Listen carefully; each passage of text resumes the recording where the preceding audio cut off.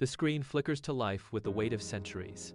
Heavy iron chains drag across wooden decks, the rhythmic, metallic clatter echoing through the silence.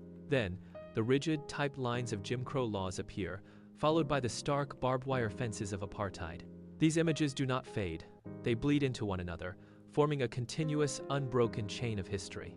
Suddenly, the archival grain dissolves into the high-definition, chaotic energy of a modern political rally. Stadium lights hum, blinding in white. A crowd roars, a wall of sound hitting the microphone. The narrator begins, "This video is not about one man. It is about a system that created him, protects him, and uses him."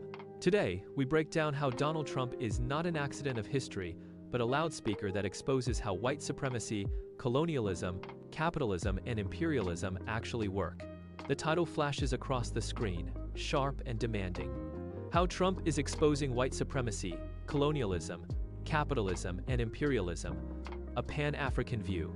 The roar of the crowd remains, a low, persistent frequency beneath the words, grounding the political spectacle in the long, dark shadow of the past. The stage is set, the connection is made. To understand the current political moment, we must look through a Pan-African lens. This perspective teaches that Black people across Africa, the Caribbean, the Americas, and Europe are bound by a shared history of enslavement and racial capitalism. It is not a fragmented history, but a singular, global experience. Consider the Berlin Conference of 1884. Western powers gathered in a room, drew lines across a map of Africa, and initiated a systematic looting of the continent. From the rubber plantations of the Congo to the gold mines of the South, wealth was built by extracting African labor and resources. This was not merely an economic endeavor, it was an ideological one. To justify the violence required to strip a continent of its riches, the architects of this system codified the ideology of white supremacy. They created a hierarchy that placed the colonizer at the top and the colonized at the bottom, a structure designed to protect the flow of capital back to Western centers. This is the machinery of racial capitalism. It does not operate in isolation. It links the slave ship to the plantation and the colony to the modern state. By applying this framework, we see that the systems of the past are not dead. Donald Trump enters this history not as a break from the system, but as its most visible representative. When he launched his first campaign, he abandoned the coded language that had long defined political discourse. He moved to open, direct confrontation. He described migrants as criminals, pushed for a travel ban targeting specific religious groups, and amplified white nationalist propaganda on public platforms. Scholars have long noted that racial exclusion was woven into the foundations of the presidency, but Trump ripped off the mask. He turned racial resentment into a deliberate brand. This shift is critical for Pan-African analysis. It reveals that the office of the presidency functions as a tool of racial power rather than a neutral seat of leadership. By discarding the veneer of civility, he exposed the machinery that had been operating in the shadows for generations. He demonstrated that the state could mobilize around explicit racial hostility and still maintain its grip on power. This was not an accident, it was a strategy. He rose to power by promising to protect white America from a changing world. He framed white Americans as the victims of affirmative action and immigration. This narrative is not original, it is a direct echo of how colonial regimes once justified their violence.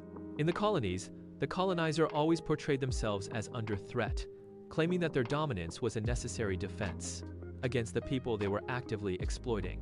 By positioning themselves as the besieged party, they turned the logic of oppression upside down. When a political leader claims that the majority is being replaced or that their status is being stolen, they are using the same playbook that once fueled the expansion of empires. This is the rhetoric of white victimhood. It serves a specific, tactical purpose. It mobilizes state power to protect privilege under the guise of self-defense. From the perspective of Pan-African analysis, this is a mirror. The language of grievance is used to justify the maintenance of a hierarchy. The victim is the oppressor, and the threat is the demand for equality. We see this strategy move beyond national borders in his rhetoric regarding white South African farmers. He ignored data and historical context to push a narrative of white protection. This is not just a domestic political talking point, it is global white solidarity in action. When Black nations move toward land reform or economic sovereignty, the machinery of Western state power is mobilized to intervene. By framing these local struggles as existential threats to white survival, he creates a unified front that transcends geography. This is the logic of the colonial era updated for the modern age. It ensures that whenever privilege is challenged in the global south, it receives immediate, high-level support from the centers of Western power. The goal is to shelter that privilege, regardless of the cost to the local population. This is a coordinated effort to maintain a racialized hierarchy on a planetary scale. It shows that the defense of white supremacy is not confined to one country or one administration. It is a shared project, a global network of influence. Writers have drawn direct lines between the situation in Gaza and the uprisings of the past. They point to Soweto in 1976 and Selma in 1965. These are not coincidental comparisons. They describe a specific mechanism of control, a people penned in, monitored, and disciplined by a militarized regime. In each instance, the state treats the population not as citizens with rights, but as a threat to be contained. This is the hallmark of imperial power. It relies on the constant threat of force to maintain order within defined borders. Trump's support for these policies is not an outlier. It fits a long, established imperial pattern. The same mindset that once justified the brutal enforcement of apartheid and the rigid segregation of Jim Crow now rationalizes modern state violence against Palestinians. The logic remains consistent. The state must use overwhelming force to suppress any movement toward liberation. From a pan-African angle, the chain is unbroken. It runs from the slave ship to the plantation, from the colonial outpost to the modern ghetto. When a leader endorses these tactics, they are not merely expressing a personal opinion, they are upholding the architecture of global domination. Pan-African Marxists argue that capitalism is never colorblind. It was built on the backs of enslaved Africans, and that history remains embedded in its DNA. Modern capitalism forces countries across the global south to export raw materials while importing crushing debt. Kwame Nkrumah defined this as neo-colonialism. The political flags are independent, but the economic control remains firmly in Western hands. Donald Trump, as a billionaire, symbolizes this fusion of racial capitalism and state power. He is not a disruption of the machine, he is its most visible operator. His tax cuts and deregulation policies directly benefited elite interests, while working-class communities absorbed the cost. This is the logic of the system in practice. When he wields the power of the presidency, he is not acting as a neutral leader. He is protecting the right of Western capital to extract value from the global south. The office of the presidency functions as a shield for this accumulation, ensuring that the wealth remains in the hands of the few. The America First agenda is not a retreat from global influence. It is a calculated strategy to defend the right of Western capital, to extract resources from the global south while slamming the door on the people displaced by that very extraction. This is the brutal contradiction of the modern imperial state. Trump's policies prioritize the flow of raw materials and corporate profits, ensuring that the wealth generated in the global south continues to move north. Yet, when the human consequences of this system, poverty, instability, and environmental collapse, force people to move, the state responds with walls, detention centers, and militarized borders. This is not a policy failure, it is a feature of the design. The system requires the labor and land of the global south to remain accessible for exploitation, but it treats the people of those lands as an existential threat to be repelled. By closing borders to the very populations the system has impoverished, the state maintains a cycle of dependency. It forces the global south to remain a source of cheap resources. Some commentators attempted to paint Trump as an anti-imperialist because he clashed with specific factions of the foreign policy establishment. This is a fundamental misunderstanding of how global power operates. Imperialism is the structural arrangement that keeps Western states dominant over the global south. Aggressive US, military reach, economic interests. He simply stripped away the veneer of liberal diplomacy. Where previous administrations hid the exercise of white power behind the language of human rights and global stability, Trump spoke in the raw, unvarnished language of America winning. This is what we identify as MAGA imperialism. It is a shift in branding, not in substance. The machinery of empire remains intact, enforcing the same hierarchies and securing the same resource flows. By discarding the pretense of humanitarian intervention, he made the underlying violence of the state more visible. He replaced the soft power of international cooperation with the hard nationalist assertion of dominance. This move did not break the chain of colonial history, it made the links undeniable. The empire is not retreating, it is simply operating without the mask. Researchers tracking racial dynamics argue that Trump did not invent the link between the White House and white supremacy. He simply highlighted it. From the slave-owning founders to the presidents who expanded mass incarceration, the office has consistently served white interests first. This is the central lesson for Pan-African thought. Symbolic diversity at the top means nothing if the machinery underneath operates as white rule. When we focus only on the individual, we miss the structural reality of the state. The presidency is not a neutral position of leadership. It is a tool of racial power designed to manage and protect a specific hierarchy. Trump's explicit racism made these dynamics harder to deny, ripping away the mask of institutional impartiality. He turned racial resentment into a brand, but the foundation of that brand was already laid by decades of policy. Whether the administration speaks in the language of civility or the language of open hostility, the outcome remains the same: the preservation of a system built on exclusion. If the machinery of rule is inherently designed to maintain white supremacy, then changing the person behind the desk does not change the function of the state. The system is not broken. It is operating exactly as it was built to operate. If Trump's politics expose the system, they also expose us to a clear, unavoidable choice.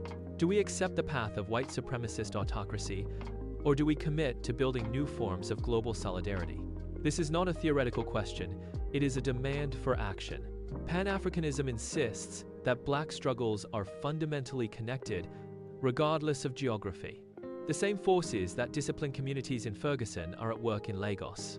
The same logic that marginalizes people in Port-au-Prince is active in Johannesburg. When US presidents back settler projects or enforce borders, they are not merely acting within their own territory. They are attempting to discipline the entire Black world. We must recognize this global reach. If the state is a weapon, then our resistance must be equally expansive. We either stand by as the system tightens its grip, or we build the networks of resistance that connect every site of struggle. But apartheid fell. Empires collapsed. The history of the world is a history of structures that seemed permanent until they were not. Trump's open embrace of racial hierarchy may have been intended to consolidate power, but it has had the opposite effect. It has helped more people see the machinery clearly. Once a structure is visible, it can be named. Once it is named, it can be dismantled. We are moving past the era of confusion, where the state could hide its violence behind the veil of neutral administration. Now, the intent is plain. This clarity is not a burden, it is a tactical advantage. It allows us to stop fighting the symptoms and start targeting the foundation. The system relies on our inability to see the connections between the slave ship, the plantation, and the modern prison-industrial complex. By exposing these links, the current political moment provides the blueprint for our collective work. We are no longer guessing at the nature of the beast. We see it, we understand its mechanisms, and we know that it is not invincible. The structure is exposed, and the work of dismantling it begins now. So, what do we do with this clarity? First, we refuse the lie that Trump is an aberration. He is a mirror showing us a system built on stolen land, stolen labor, and stolen lives. He did not invent the machinery, he simply turned the volume up on a frequency that has been playing for centuries. Second, we study our history and our thinkers. From the writings of Fanon to the strategies of today's organizers, we must arm ourselves with the knowledge of how power has been challenged before. We do not need to reinvent the wheel, we need to sharpen the tools we have inherited. Third, we act where we stand. Imperial power is global, and our resistance must be just as wide. This means supporting grassroots struggles in our own neighborhoods and building Black institutions that can sustain our communities outside of state control. We stop looking for salvation from the top of the hierarchy and stop building the foundation from the bottom. Every act of local organizing is a strike against the global structure. The mirror has shown us the truth. Now, we use that truth to break the glass. Donald Trump is one man in a long, violent history, but his rise has forced the world to look at the machinery of white supremacy, colonialism, and imperialism directly. From a Pan-African perspective, that exposure is not a tragedy, it is a necessity. It strips away the pretense of neutral governance and reveals the raw power dynamics that have shaped our lives for centuries. Once we see the system clearly, we can begin the work of ending it together. This is the moment to deepen our commitment to the collective struggle. Study the history that brought us here. Organize the communities that have been ignored by the state. Resist the structures that demand our silence and our labor. The connections between Ferguson and Lagos, between Port-au-Prince and Johannesburg, are not just historical coincidences. They are the lines of a global resistance that has been building for generations. We are not merely reacting to a political moment, we are participating in a long-term project of liberation. The institutions that seem immovable today are the same ones that fell yesterday. Pan-African futures are not a dream, they are a demand. They are built through the daily, disciplined work of people who refuse to accept the world as it is. Study, organize, resist. The future belongs to those who build it.